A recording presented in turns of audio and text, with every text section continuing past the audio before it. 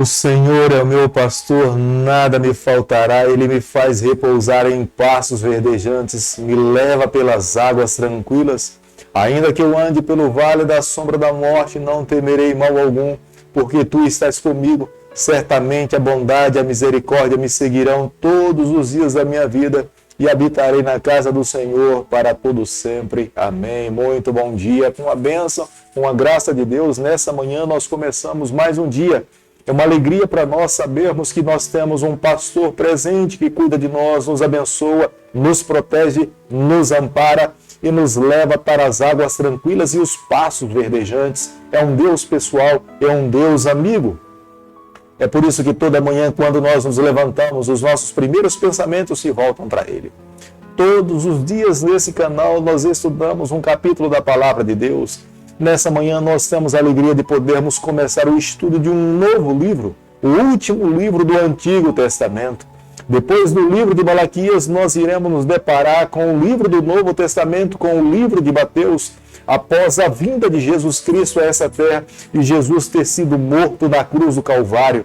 Mas Jesus veio iluminar a nossa trajetória, Jesus veio nos mostrar o caminho da salvação. Nesse momento eu convido você a ter nas mãos a palavra de Deus no livro de Malaquias, capítulo 1, o versículo 1. Sentença pronunciada pelo Senhor contra Israel por intermédio de Malaquias. Deus levanta mais um profeta ainda no Antigo Testamento.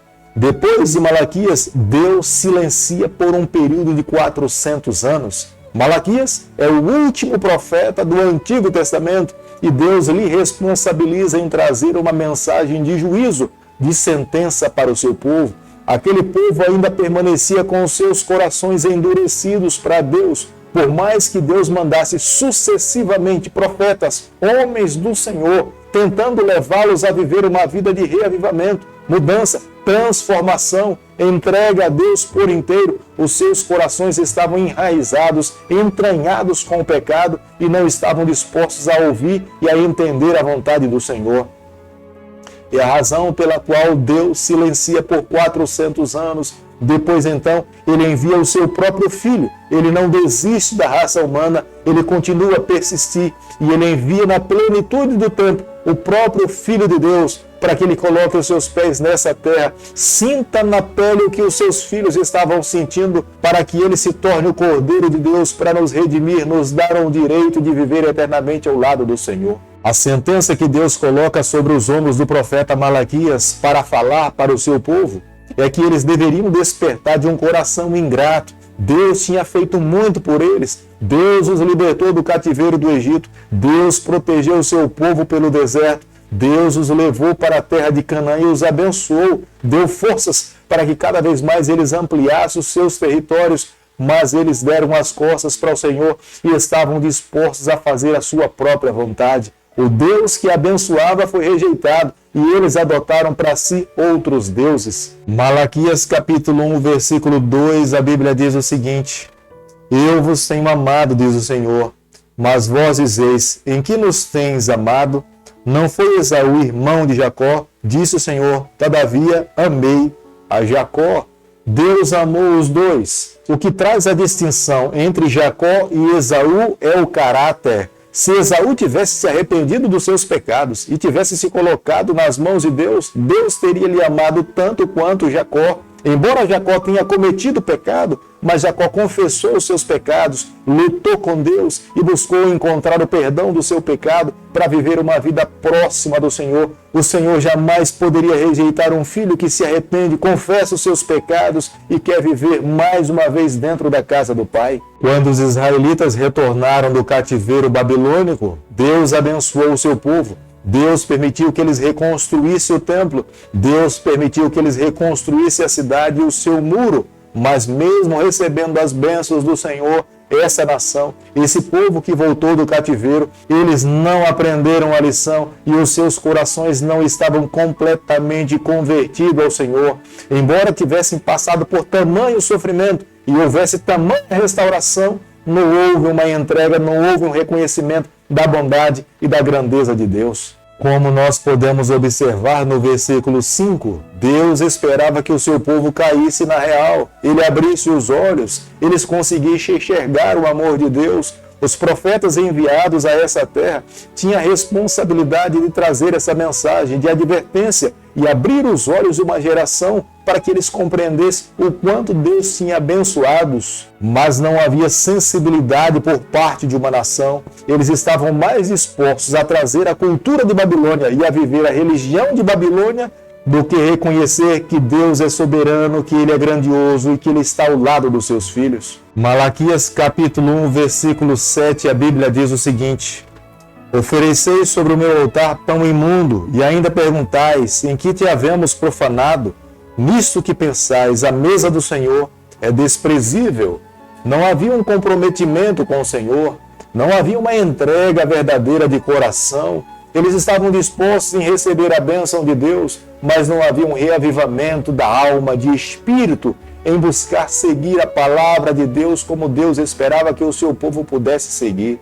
Muitos rituais aconteciam simplesmente pelo formalismo, mas não havia satisfação em estar diante do Senhor, da presença de Deus, em reconhecer que Deus é doador de todas as bênçãos e os seus adoradores estavam ali para expressar ofertas e palavras de gratidão ao seu Senhor. Muitos pães que eram oferecidos para Deus, eles não eram preparados de acordo como Deus esperava que eles fossem preparados para serem apresentados ao Senhor. Muitas vezes, esses pães eram pães que eram oferecidos para outros deuses, e eles então traziam a sobra e colocavam diante do Senhor. Muitos sacrifícios eram defeituosos, animais com defeitos eram apresentados para o Senhor. Deus falava que o cordeiro deveria ser sem defeito, porque esse cordeiro representava o Filho de Deus, o Salvador do mundo. Mas aqueles que levavam as suas ofertas não se importavam com o que Deus estava ali orientando. Embora com a boca eles falassem que amavam a Deus, mas as ações estavam longe de serem verdadeiras e de coração.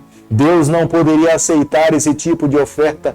Deus não poderia aceitar esse tipo de sacrifício.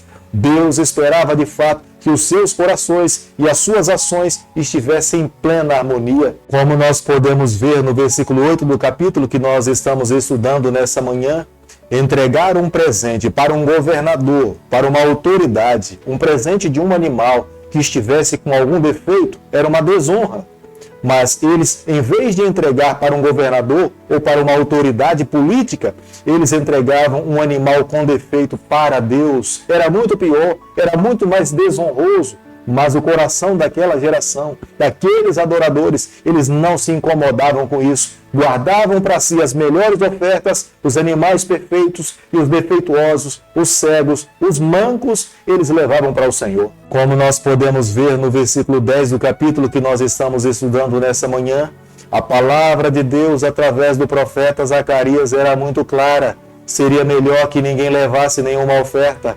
Seria melhor que o templo estivesse com as suas portas fechadas e nenhuma pessoa fosse para ali para oferecer esse tipo de oferta. Deus esperava que houvesse um comprometimento de coração e de alma com toda uma nação. Deus não poderia receber esse tipo de adoração defeituosa, tacanha e pequena. Deus esperava que os seus filhos olhassem para Ele e encontrassem nele solução para todas as suas dificuldades. Se a nação de Israel tivesse se voltado para Deus e reconhecido a Ele como sendo soberano, digno de louvor, digno de adoração, essa nação cada vez mais se tornaria mais poderosa e a mão do Eterno estaria sobre eles para que eles ampliassem os seus limites, tivessem saúde e pudessem testemunhar do amor de Deus por toda a terra. A mensagem do profeta Zacarias não era uma mensagem nova. A mensagem do profeta Zacarias era uma mensagem velha. Outros profetas já tinham falado a respeito disso.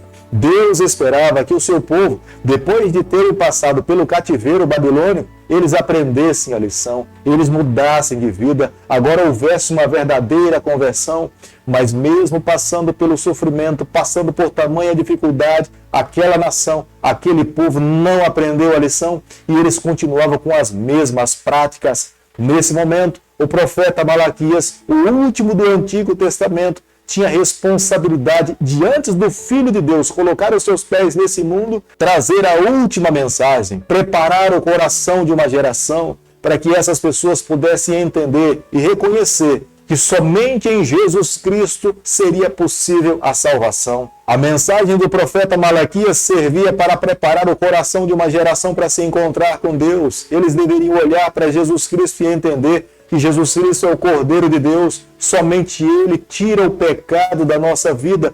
Não havia possibilidade de tentar encontrar salvação em nenhum outro ser ou num outro ídolo, mas eles deveriam encontrar a salvação exclusivamente no Senhor. Deus esperava que Jesus Cristo fosse amado.